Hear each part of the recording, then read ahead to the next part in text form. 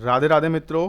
देखिए, एक बड़ा प्रश्न है, प्रभु कृपा प्राप्ति कैसे हो। जितना बड़ा प्रश्न है उतनी ही सरलता से आप इसका उत्तर भी प्राप्त कर सकते हो। बस आपको कुछ नियम और संयम से कुछ बातें जिंदगी में उतारनी है और भगवत कृपा निश्चित ही आपको प्राप्त होगी। कुछ नियम मैं आपको आज के वीडियो में बताऊंगा, जो कि 10 नियम होंगे जो कि आपको त्यागने होंगे और 10 नियम आपको ग्रहण करने होंगे।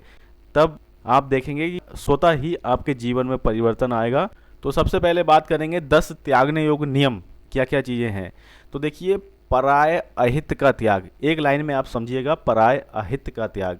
इसका अर्थ क्या है? जानबूझ के किसी का अहित ना करें। अब किसी से ईर्ष्या रख रहे हैं और उसका अहित कर रहे हैं, तो ये जो है छोटी छोटी बातें हैं जो अधिकतर जो है आई जाती हैं सामने, लेकिन ये जो है इससे आपको बचना है। पराय का अहित नहीं करना है, इसका त्याग करना है हमें। और एक देखिए, दूसरा अवगुण है असत्य का त्याग। जानबूझ के असत्य ना बोलें। जहाँ पे किसी का भला होता हो वहाँ पे असत्य अगर आप बोल रहे हैं, तब वह असत्य आपका सत्य का काम करता है।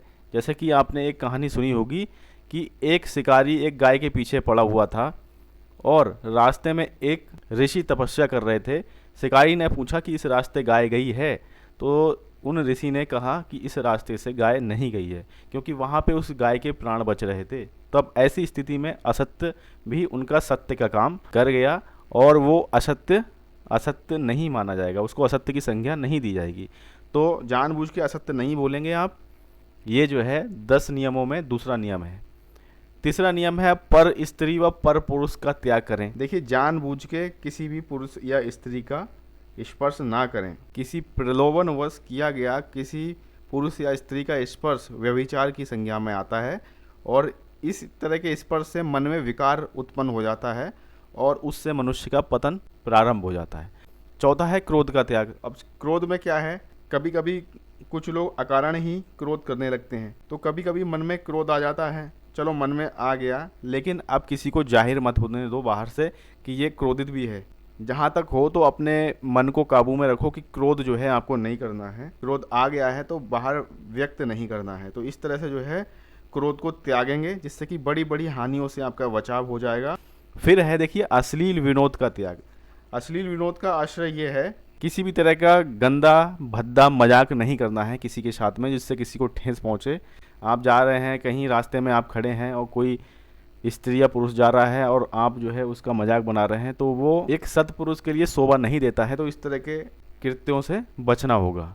फिर देखिए, छठा है समय नष्ट करने की प्रवृत्ति। ये जो है बहुत ही ज़्यादा महत्वपूर्ण है कि व्यर्थ के कामों में समय नष्ट ना करें। जहाँ तक संभव हो अच्छे सद्कर्मों में ही अपना समय लगाएं। फिर देखिए, एक आता है वैश्यागामी व सदाचार नाशक कर्मों का त्याग। तो इस तरह के कृत्यों से जरूर बचना है, वरना शरीर का सत्यानाश होना निश्चित है। तो जहाँ तक संभव हो ब्रह्मचारी का ही पालन करते रहना चाहिए। फिर देखिए धूर्त त्याग। इसका मतलब ये हुआ बुरे कर्मों को छोड़ना, यानी कि जैसे ताश खेल रहे हैं, जुआ खेल रहे हैं, आजकल तो सट्टा भी लग रहा है। तो इस तरह के कर्मों से बहुत ही दूर रहना है, क्योंकि ये जो है कुछ समय के लिए तो आपको हो सकता है आप जुए में जीत जाएं, लेकिन बाद में जो है उसके हानि भी बहुत तगड़ी होती है, जिसमें आपके साथ साथ आपके परिवार को भी बहुत ही ज़्यादा कष्ट सहना पड़ता है। तो इस तरह के कर्मों से आपको बचना है। और नमा है अभक्ष्य भक्षण पान का त्याग। मांसाहारी भोजन को आपको ग्रहण नहीं करना है। जहाँ तक हो तो मांसाहारी भोजन का त्याग करें। लहसुन प्याज भी वर्जित है इस तरह के भोजन में, क्योंकि इस तरह के खाने पीने से मन में जो है विकार उत्पन्न होता है और इससे जो है इंसान का पतन होता है। तो इस तरह के जो है अच्छा स्वस्थ खाना, हो सके तो शाकाहारी खाना अधिकतर लें। फिर देखिए क्रोध परापवाद मिथ्या साक्ष्य का त्याग। इसका आश्रय ये है कि किसी की चुगली वुगली ना करें। मिथ्या साक्ष्य यानी कि किसी की झूठी गवाही ना दें। अगर आपके सामने कोई कृत्य हो रहा है और सच्चाई आप छुपाए बैठे हैं, तो सच्चाई को छुपाएं नहीं, सच का ही साथ दें। तो ये जो कुछ 10 त्यागने वाले नियम हैं, जिनको आप त्यागेंगे तो आपको काफ़ी ज़्यादा परिवर्तन आपके जीवन में नज़र आएगा। अब देखिए 10 ग्रहण करने योग्य नियम मैं आपको बताऊंगा, जिनको आप ग्रहण करोगे तो बहुत ही ज़्यादा आपको फ़ायदा मिलेगा जीवन में, और भगवत प्राप्ति की तरफ आपका पहला कदम बहुत ही दृढ़ संकल्प के साथ जाएगा। सबसे पहला क्या है? भगवत स्मरण। दिन में कभी भी आपको भगवान की याद आए, जहाँ तक हो सके तो हर 15 मिनट, आधा घंटा या 1 घंटा में भगवान के कोई भी नाम हो, इतने नाम है, सहस्त्र नाम है प्रभु के, उन सबको आप जिनको भी मानते हैं उनका नाम लेके आप हाथ जोड़ के या अपने मन में प्रभु का स्मरण करेंगे और कहेंगे प्रभु मैं आपको भूलूंगा नहीं, मैं आपको भूलूंगा नहीं, मैं आपको भूलूँ ना। तो इस तरह से जो है भगवत स्मरण आपको करना है, तब आप देखेंगे आपके जीवन में बहुत ही ज़्यादा परिवर्तन आपको देखने को मिलेगा। और दूसरा जो है, आपको इस सूर्योदय से पूर्व जागरण, आपको सूर्योदय से पूर्व उठना ही उठना है। इससे तो जीवन में आपको इतना फ़ायदा नज़र आएगा कि आपको 1-2 हफ्ते में ही बहुत ज़्यादा आपको फ़ायदा नज़र आएगा। तीसरा आपको लाना है जीवन में प्रातः स्मरण एवं प्राणायाम। प्रातः स्मरण का तात्पर्य यह है, आपको स्मरण करना है, प्रभु के श्री चरणों के ध्यान लगाना है और कहना है प्रभु आपकी वजह से ही आज मुझे ये दिन देखने को मिला है और जो कुछ हूँ मैं आपकी कृपा से ही हूँ। इस तरह से आप पृथ्वी माता को भी प्रणाम करेंगे। साथ ही साथ सुबह कुछ व्यायाम आपको जरूर करने हैं, प्राणायाम, जिससे आपको बहुत ही ज़्यादा लाभ मिलेगा। तो ये एक बात ये हो गई। और चौथा है गुरुजन अभिवादन। देखिए गुरुजन हो गए, आपके बड़े जन हो गए, आपके घर में माता हैं, पिता हैं, आपके दादा दादी हैं, या फिर आपके घर में जो भी अभिभावक हैं, जो भी आपके बड़े हैं, उनको आपको सर नवा के हाथ जोड़ के उनके श्री चरणों में अभिवादन करना है, उनका आशीर्वाद प्राप्त करना है। इस तरह के कर्मों से क्या होता है कि पापों का नाश होता है। व्यक्ति जो भी मनुष्य ऐसा करता है, उसकी आयु, विद्या, यश और बुद्धि, उसका बल बहुत ही ज़्यादा प्रबल हो जाता है और उसके गुरुजनों के प्रभाव से वह जो है परम कल्याण को प्राप्त होता है। तो ये जो है बिल्कुल सत्य बात है, गुरुजनों का जो है आशीर्वाद बहुत ही ज़्यादा महत्वपूर्ण रहता है। फिर आती है बात संध्या गायत्री सेवन का।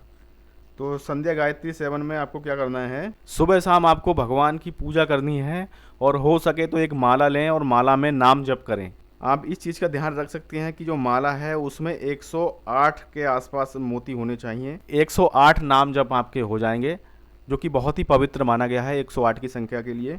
तो इस तरह से सुबह शाम अगर आप इस तरह का कार्य करते हैं तब आपको भगवत कृपा अवश्य मिलेगी। तो ये बात हो गई 5। अब देखते हैं छठी बात। तो देखिए गीता अध्ययन, ये तो परम पवित्र बात आप सम्मुख आ गई।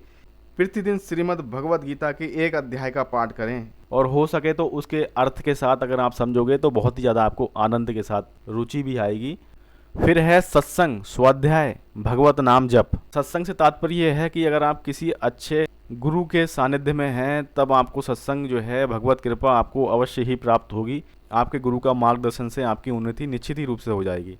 स्वाध्याय से तात्पर्य यह है कि अगर आप दिन भर में अगर आप कुछ समय श्रीमद् भगवत गीता, रामायण, भागवत या भक्तों के चरित्र हो गए, भक्तों की जो संतवाणी हो गई, इस तरह के धार्मिक ग्रंथ अगर आप दिन भर में पढ़ते हो, कुछ समय निकाल के, चाहे आधे घंटा ही, तो ये स्वाध्याय की श्रेणी में आता है और आपको जो है इससे काफ़ी कुछ जानकारी मिलती है, बहुत ज़्यादा नॉलेज मिलती है और आप जो है जो दुष्कर्म होते हैं उनसे प्रभाव से दूर रहते हैं और आप स्वतः ही जो भी अपवित्र कर्म है उनसे दूर हो जाते हैं और आपके जीवन में जो है पवित्रता आती है। आप सही कर्म करेंगे, आपसे कोई बुरा कर्म स्वतः ही नहीं होगा और भगवान नाम जप में तो बहुत ही ज़्यादा ताकत हो जाती है। फिर बात आती है कर्तव्य पालन की। अब घर की जिम्मेदारियां भी बहुत ज़्यादा आवश्यक हैं। देखिए अब आप अपने जीवन में जो भी आपको कर्तव्य है, अगर आप ड्यूटी कर रहे हैं, कहीं नौकरी कर रहे हैं या फिर आपका कोई व्यवसाय है, तो आप उसका कर्तव्य जरूर निभाएं, पूरी ईमानदारी के साथ निभाएं। सुबह आप जाएं, शाम को आएं, उसमें आपको कोई भी रोक टोक नहीं है। बस भगवान नाम जप आपको क्या करना है, सुबह शाम करना है, 4 बजे उठना है। इस तरह से जो है आपका पूरा जो आपके दैनिक कार्य हैं वो भी होंगे और भगवान नाम जप भी होगा। एक अच्छी आपको ज़िंदगी मिलेगी और अच्छा जीवन आप व्यतीत कर पाएंगे। और जो भी आपका स्टाफ रहता है, चाहे आप नौकरी करते हो या व्यवसाय करते हो, तो उनसे आप व्यवहार जो है कुशल, अच्छा व्यवहार उनसे बना के रखें और प्रेम भाव से उनसे बात करेंगे तो आपको जो है उन्नति मिलना निश्चित है। फिर उसके बाद देखिए पवित्र वस्त्र धारण करना, ये एक जो है अपने आप में बहुत ही महत्वपूर्ण चीज़ है। जैसी आपकी वेशभूषा रहती है वैसे ही आपका जो है मन भी बन जाता है। अगर आप देखते हैं कोई अगर किसी तरह के भद्दे वस्त्र पहना है तो उसी तरह की आपके मन में विचार भी आने लगते हैं। और कोई अगर साधु आपके सम्मुख से जाता है जो भगवाधारी होगा तो आप देखेंगे स्वतः ही आपके मन में जो है बहुत ही अच्छी पवित्रता आ जाती है। तो इस तरह से जो है कुछ वस्त्रों का भी बहुत ही ज़्यादा महत्व रहता है। फिर बात आती है नियम पालन निरीक्षण। शाम को सोते समय या फिर एक समय ऐसा आपको बनाना है जब आप शाम को कुछ समय के लिए एकांत में बैठे होते हैं, या सोते समय सबसे बढ़िया समय होता है जब आप लेटते समय ये देखें कि मैंने दिन भर में जो अपना शेड्यूल बनाया था उनमें मैंने कौन सी बातें सही करी, कौन सी गलत की। तो धीरे धीरे जो है आपको इस तरह से अभ्यास करना है, तब जो है आप कुछ अच्छी बातें जीवन में ला पाएंगे और जो बुरे कर्म हैं उनका त्याग आप कर पाएंगे। तो ये जो है 10 अच्छी बातें हैं जो आपको अपने जीवन में लानी है, और 10 बुरी बातें हैं जो मैंने आपको बताई वो त्यागनी है। तो इस तरह से जो है अगर इन बातों का आप ध्यान रखोगे तो निश्चित ही जो है आप एक अच्छे इंसान बनोगे, एक अच्छे से जीवन जी पाओगे जो आपको समाज में प्रतिष्ठा दिलाएगा, और आपको अन्य लोग भी फॉलो करेंगे और आपको सालों साल दिन प्रतिदिन समाज में महत्व मिलता जाएगा और आपके नाम की प्रसिद्धि भी होगी। तो ये जो है भगवत कृपा प्राप्ति की कुछ अमूल्य बातें हैं जो मैंने आपके साथ शेयर करी। तो मित्रों, सनातन धर्म से जुड़ी हुई जानकारी, उनसे जुड़े हुए साहित्यों को आप तक पहुंचाने के लिए मैं प्रयास करता रहता हूं। अगर आप हमसे जुड़ना चाहते हैं तो चैनल को सब्सक्राइब कर सकते हैं। वीडियो को शेयर ज़्यादा से ज़्यादा कर दीजिएगा, क्योंकि ज़्यादा से ज़्यादा लोग हमसे जुड़ें और हम लोगों का परिवार ज़्यादा से ज़्यादा बड़ा हो। तो इस तरह से जो है आप भी सहयोग करते रहिएगा, वीडियो को लाइक कर दीजिएगा। मिलते हैं और किसी ज्ञानवर्धक वीडियो के साथ में। ख्याल रखें अपना, एक बार प्रेम से बोलेंगे, जय श्री राधे।